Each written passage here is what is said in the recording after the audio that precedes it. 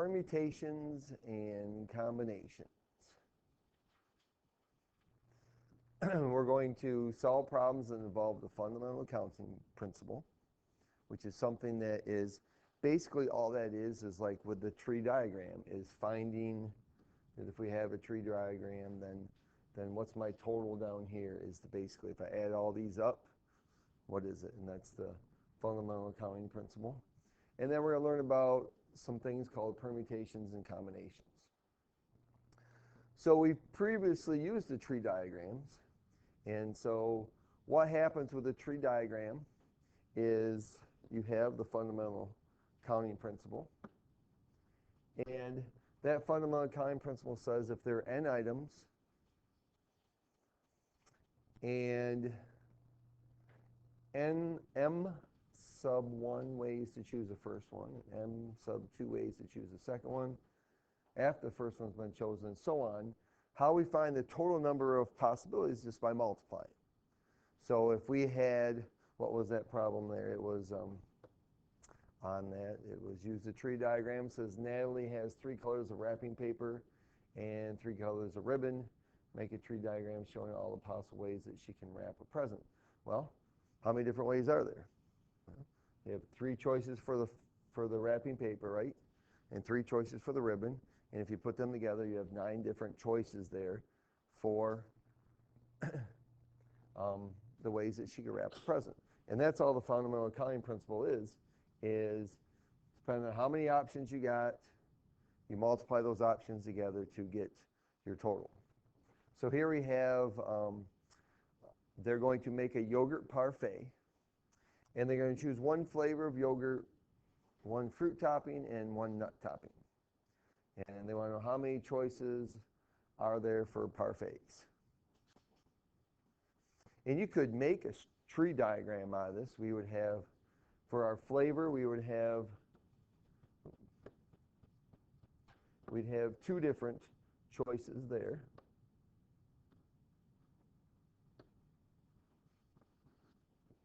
For our fruit, we have 5 different options.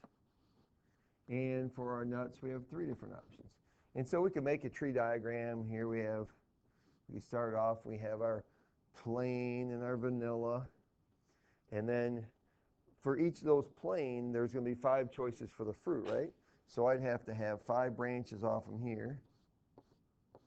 And then 5 branches off from here. Now, the only problem with that is it gets very compact and messy. And so there's an easy way to do it. It's just to use the fundamental accounting principle, which says that all we're going to do is multiply these together. So there are 30 different parfait choices.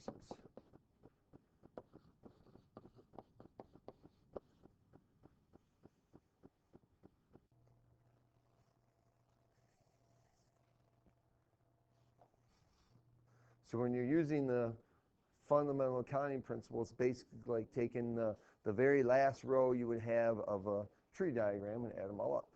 But it's a whole lot easier because we can just multiply those things together.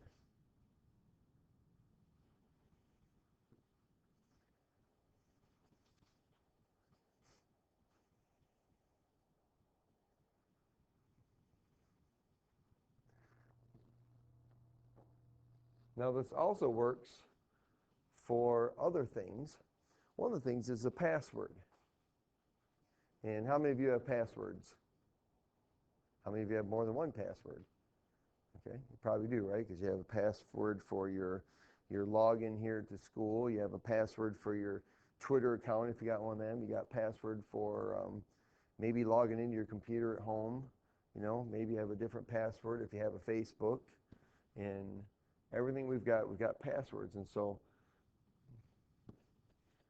it's another way of using the fundamental accounting principle. So it says a password for a site consists of 4 digits followed by 2 letters. The letters A and Z are not used, and each digit or letter may be used more than once. So we could set this up like a tree diagram. It says the password for the site consists of 4 digits. So I could start out, and how many digits do we have? There's 10 digits. So I could start out, and I could put 1, 2, 3, 4, 5, 6, 7, 8, 9, 10. Well, then off from each of those, I'd have 10 more, right? So we'd have 10 off from here, and 10 off from there, and 10 off from there, and that would just get all messy and complicated. So what we can do is we can use the fundamental accounting principle, and since we're going to have 6 different digits or 6 different characters for our password, I'm just going to put down here basically 6 underlines, and I'm going to fill them up. Okay? So the password has 4 digits, so we said there are 10 digits, right? Everybody agree with that? There's 10 digits? Because you got to count 0, right? 0 through 9 gives us 10 digits. So that means there are 10 choices for the first digit.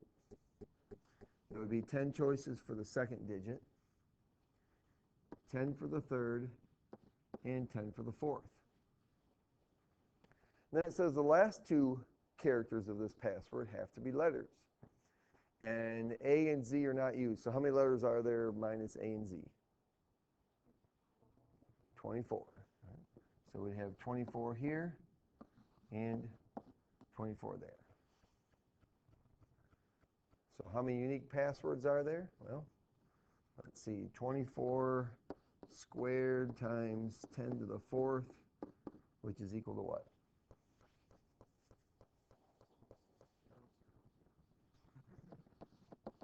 Okay, so 24 squared is 576, and then we got 4 zeros, right? Okay, so 5,760,000 passwords.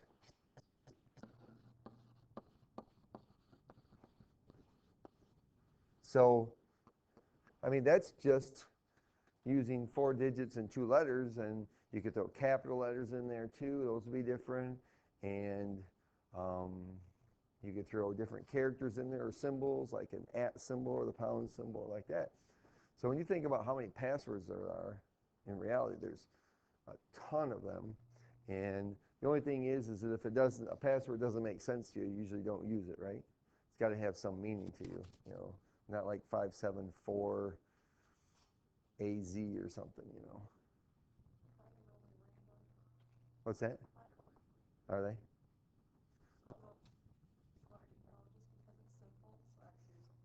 Mm-hmm. These cases are all situations where things can be repeated. Okay? I can use the same letter over and over again, or I could use the same number over and over again. Okay? But when we lose the ability to repeat things, then we start talking about something that's called a permutation or a combination. So we're going to look at the permutation first of all. Permutation is a selection of a group of objects in which order is important. So this is a key to permutations, because we're going to talk about permutations and combinations. And order is important when we're talking about a permutation. And so I'm going to, so there is one way to arrange one item, which they show here. There's a second item. B can be either first or second. So there's 2 different permutations for doing 2 things. If I have 3 things, then there are 6 different ways that I can do 3 things. Because if I have the letters A, B, and C, we can put A first, or B first, or C first. And if A is first, then B could be second or third. And if B is first, then A could be second or third. But there are 6 different ways I can order them. But the key to this is that order is important. And when we talk about combinations in a minute, combinations, the order is not important. And so it changes things a little bit.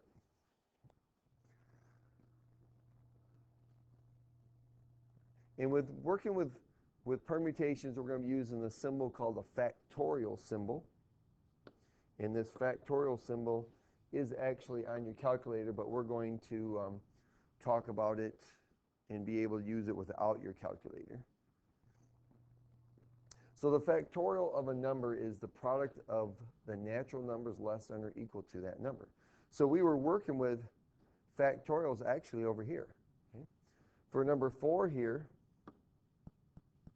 this was 7 factorial over 4 factorial. Because we start at 7 and multiply all the numbers less than that down to 1. And even though there's not a 1 here, okay, there could be a 1 there. So it's 4 times 3 times 2 times 1. Okay? So factorials just mean that we start at that number, multiply all the numbers, times it down to 1. Okay? So like on number 8, that would have been 8 factorial in the numerator, and then 4 factorial and 4 factorial in the denominator. Because it's 8, 7, 6, 5, 4, 3, 2, 1, 4, 3, 2, 1, and 4, 3, 2, 1.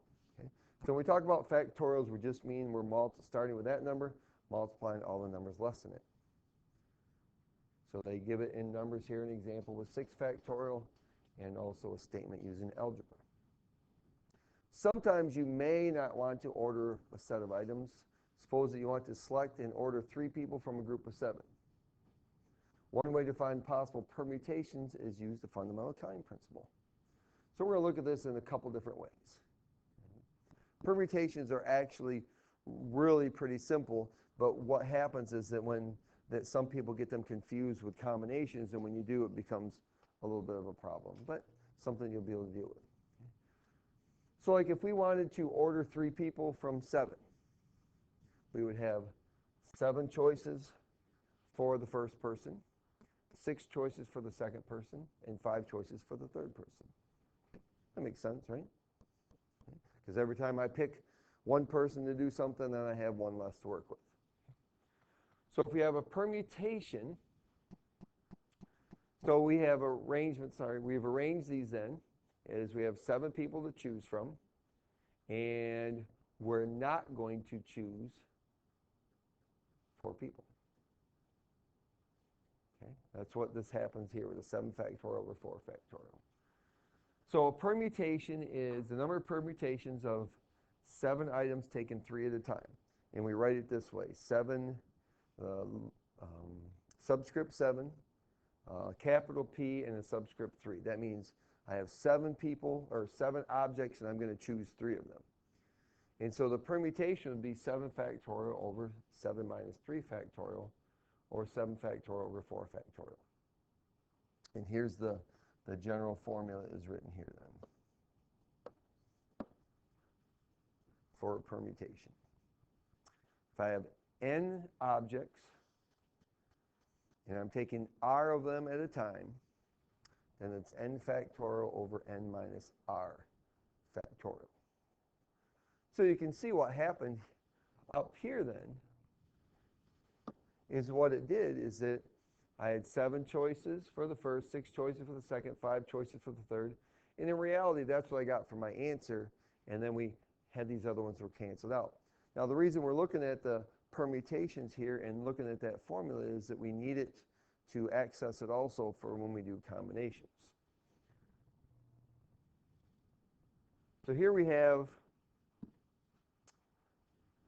an example for permutations. They want to know how many ways can a student government select a president, vice president, secretary, and treasurer from a group of 6 people.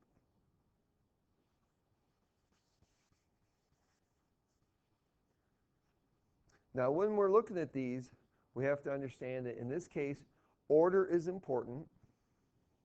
So order matters.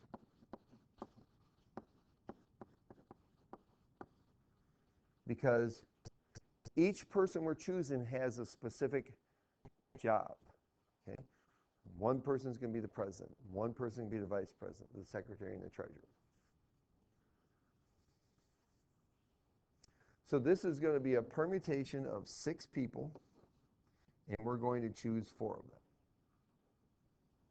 And we're going to go through this question 2 different ways. So I could use the formula. This would be 6 factorial over 6 minus 4 factorial.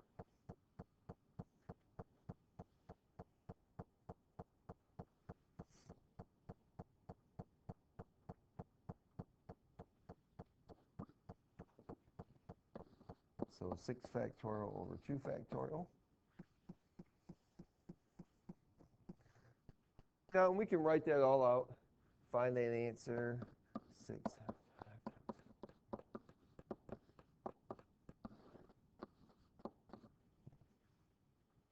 And this just turns out to be the fact that, well, I can think of it this way too. Okay. We've got 4 different things we're choosing, right?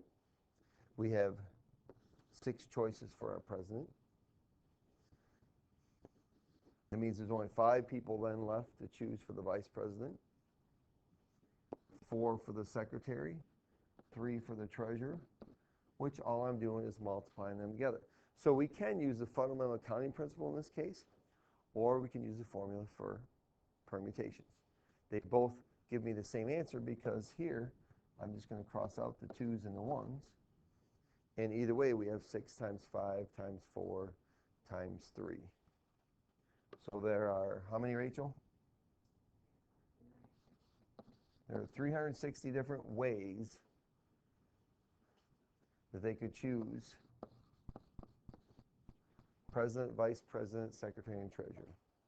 So in our class, if we wanted to give you guys all job titles like that, okay, so if somebody wanted to be the president of the class, all right, so there's 360 different ways between the 6 of you could do that. Yeah, that's a lot, isn't it?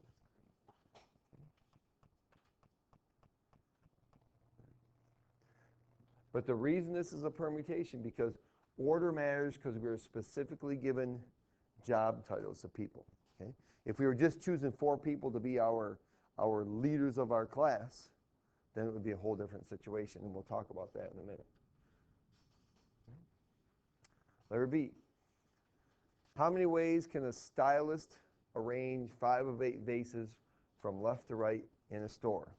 And the key to this is the fact that she wants to go from left to right, means that order matters. And so once again, because order matters, it's a permutation. So I could think of this 2 different ways. We have a permutation. We have 8 different vases, and I'm going to choose 5 of them.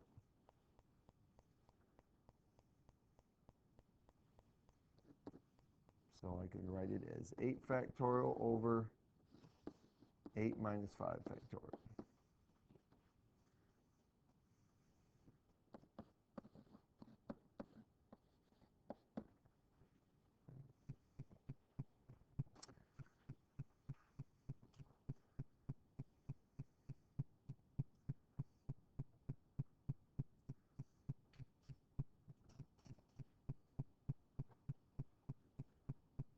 Now, when I find this answer, one of the things that would make the multiplication simpler is that I could do it this way.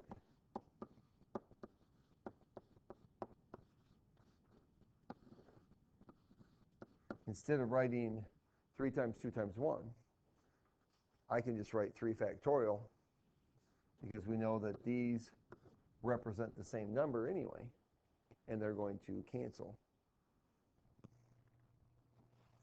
So then I'm just multiplying 8, 7, 6, 5, and 4 together.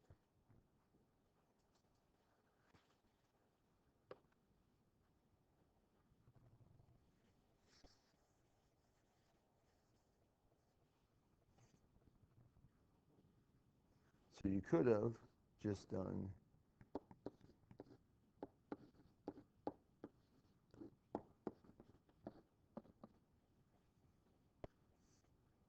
for permutation, just multiply them together. 8 choices for the first vase, 7 for the second, 6 for the third, 5, and then 4. And that equals what?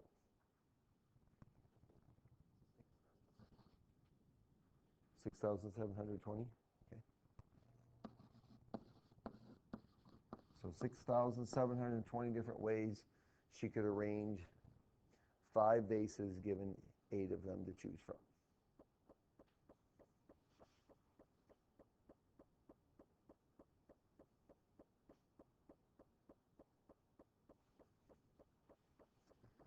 So when we're talking about a permutation, we can use the formula for permutations. We're using factorials. or you could just set it up and list them and find it that way also. Now, combination is very similar to a permutation. The difference is that order does not matter, though, for a combination. Which means then, if order doesn't matter, if we take 6 items here,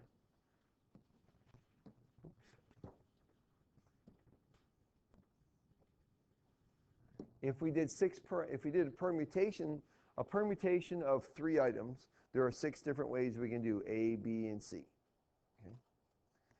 But a combination, there is only one way, because order doesn't matter with a combination, so it doesn't matter whether you say ABC or CBA. They mean exactly the same thing. Okay?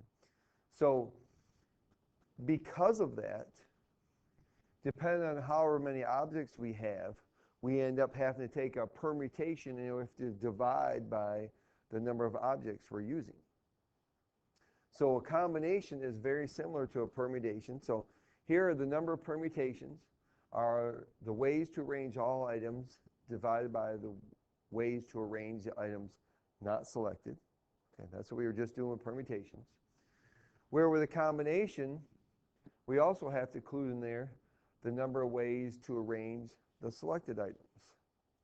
So because this, with 3 letters, I get 6 permutations with the letters A, B, and C, where a combination only get 1, because we have to take that and we have to divide by the fact that we have 3 different letters that we're using there, so there are 6 different ways they can be done.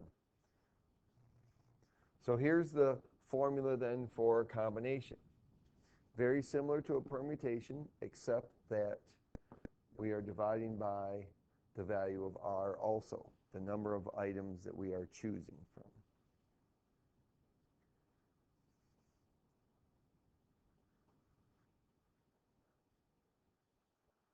So if we had 4 items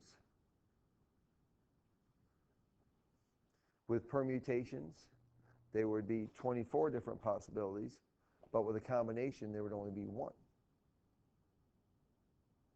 Because all of those different 24 would represent the same thing. So if I took the letters A, B, C, and D, okay, and in permutations, there would be 24 different ways to do A, B, C, and D. 4 times 3 times 2 times 1. Okay? But with a combination, that would only represent one thing, because it doesn't matter whether I said A, B, C, or D, or B, C, A, D, or D, C, B, A. It doesn't matter. Those would all represent the same thing. So we're talking about a permutation. Order matters. And we're doing the number of ways to arrange all items divided by the number of ways to arrange the items not selected. To where with a combination then, order does not matter. So we have the number of ways to arrange all items in the numerator. And in the denominator, we're going to multiply the number of ways to arrange the selected items and the ones not selected. Okay. So here we have 12 different colored cubes in a bag. How many ways can Randall draw a set of 4 cubes from the bag?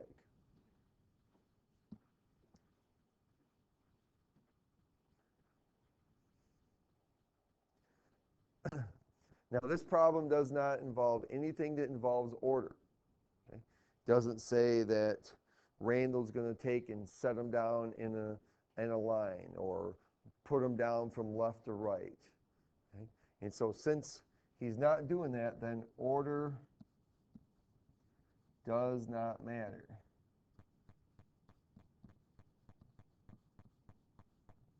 Which means then it's going to be a combination instead of a permutation. So we have a combination of 12 items taken 4 at a time.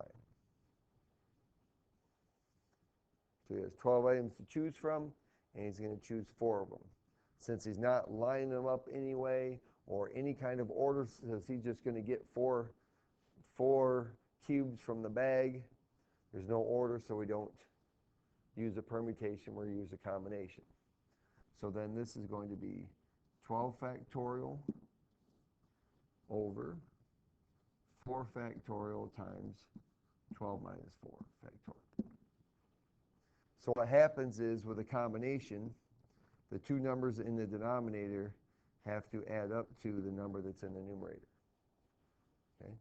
It's always going to be whatever the number in the numerator is, the two in the denominator have to be the same. Add up to it.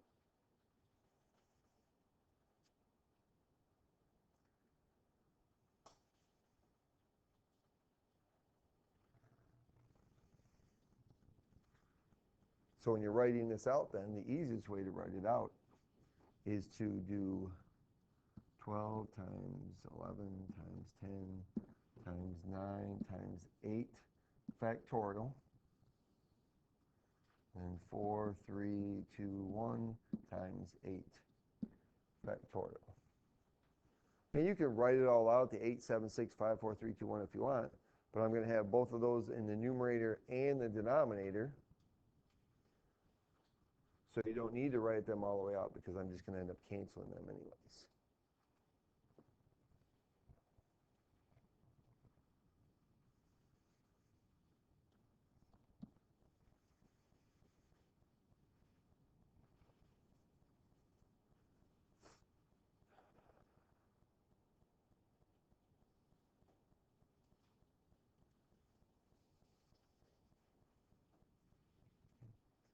So there are 495 different ways to select 4 cubes from this bag.